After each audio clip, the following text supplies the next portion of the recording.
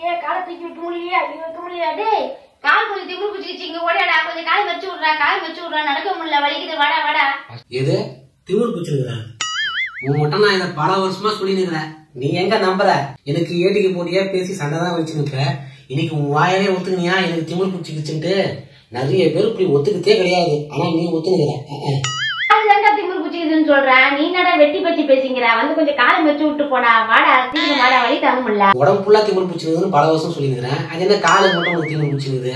இப்ப கூட கரெக்டா நீ ஒத்துக்க மாட்டிய, இப்ப கூட நீ பொய் சொல்ற பத்தியா? அதுதான் பெரிய கடுப்பாகுது எனக்கு. இந்த மாதிரி நீ உண்மையை சொல்லியிருந்தா நான் வந்திருப்பேன். பொய் சொல்ற பாரு, உடம்பு ஃபுல்லா திமிரு பிடிச்சிருக்குன்னு சொல்லி பாப்போம். வேறாவது பேசுறதெல்லாம் போதும்டா, வாடா காலை கொஞ்சம் வச்சு விடுறா, வலி தாங்க முடியல. உன்ன மாதிரிதான் நிறைய பேரு திமிரு பிடிச்சிருந்தாலும் எனக்கு எங்க திமிரு பிடிச்சிருக்குது, எனக்கு எங்க திமிரு பிடிச்சிருக்குன்னு கேட்கற வழியே எதிர்கேள்வி கேக்குறீங்கல்ல, அதனாலதான் திமிரே பார்த்து உங்களை பிடிச்சிருக்குது. இதுகிட்ட சொன்னது பேசாம நம்ம காலை தூக்கி வச்சு நம்மளே ரெடி பண்ணிக்கலாம் பொழுதுடா.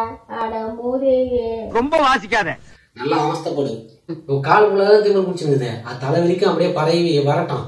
அதுக்கப்புறம் தலையை ஒரே மிதிச்சு விடுறேன், திமிரு சரியாயிடும். சரியா?